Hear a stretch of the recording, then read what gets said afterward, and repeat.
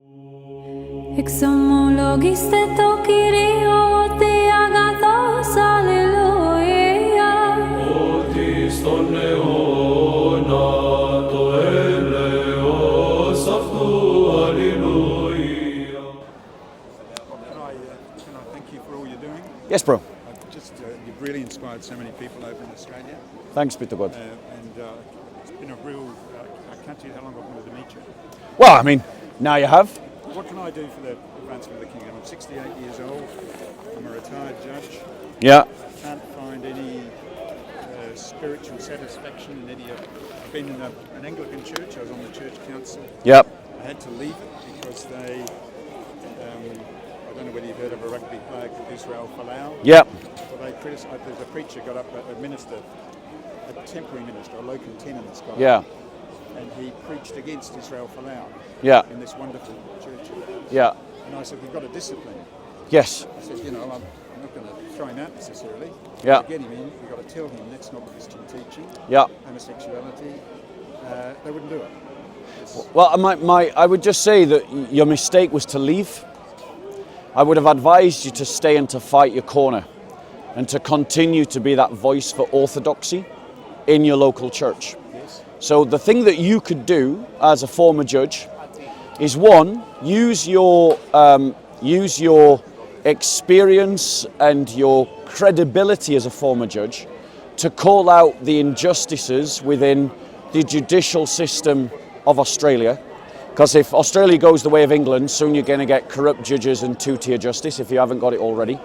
So speak as a former judge into that.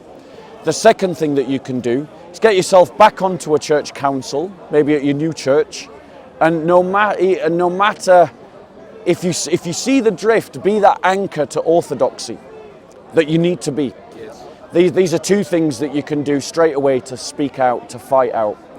Another thing that you could do, you could obviously fund, because as a judge, I'm sure you've got a nice pension.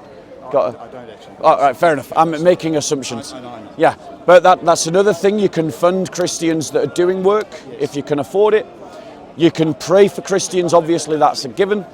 And you can get involved in Christian movements, Christian political parties. Because as a former judge, you'll lend credibility to those Christian political parties by being one of their councillors, one of their members of parliament. You're a respectable character, so you could stand as a respectable. I'm a British citizen, so I can't. They've changed it there, so I can't. Yeah. Up until a few years ago, as a British citizen, I could have stood for the House of Representatives. They've changed that.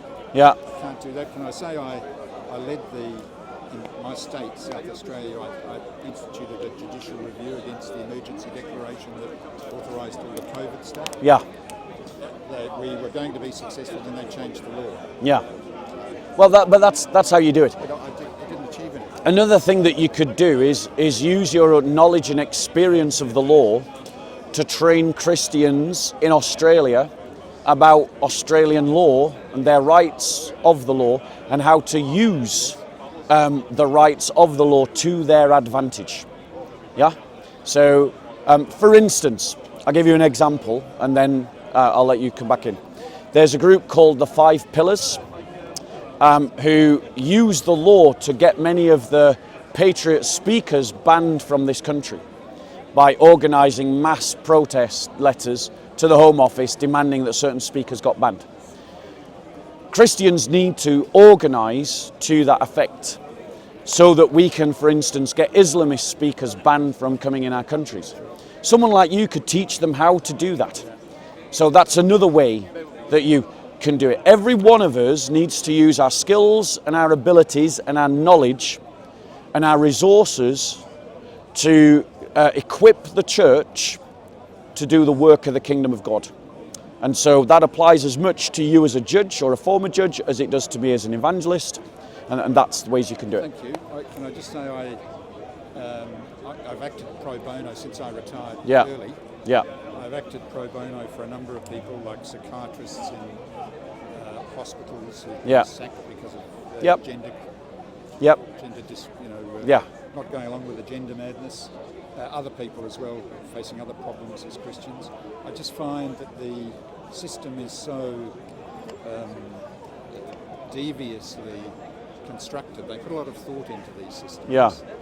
These leftist ideologues whom you referred to, and I find I'm spending my life doing that sort of thing, but to no tangible result. People are happy, Yeah. grateful that I do it. Then what you need to be doing is that you need to be advising Christians about which laws they need to change. Yes. So you need to be advising Christians, what are this tangle of web that the progressives have created?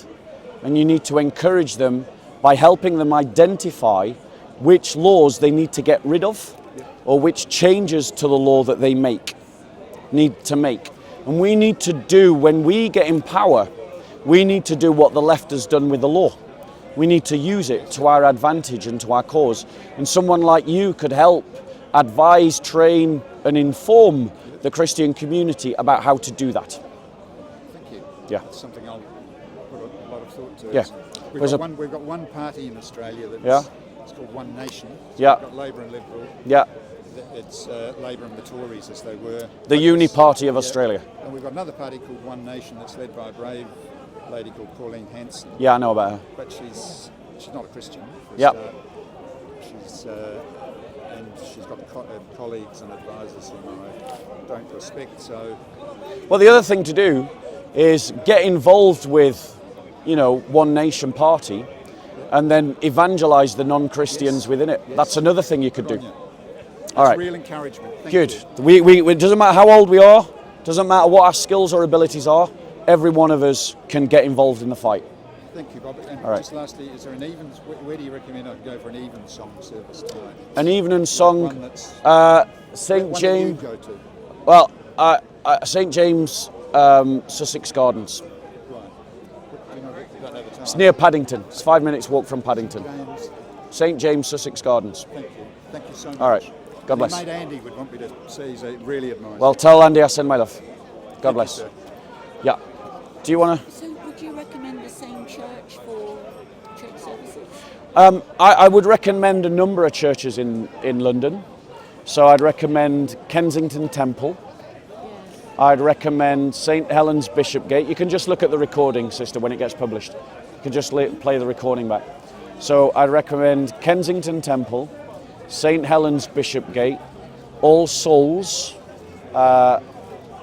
Church, St. James Sussex Gardens, St. Mark's Coptic Church in Kensington, the London Tabernacle in Elephant and Castle, Grace Waterloo Church, the Westminster Chapel, also St. Patrick's, Soho. There you go, whole bunch of churches right there, but you'll have to get the playback.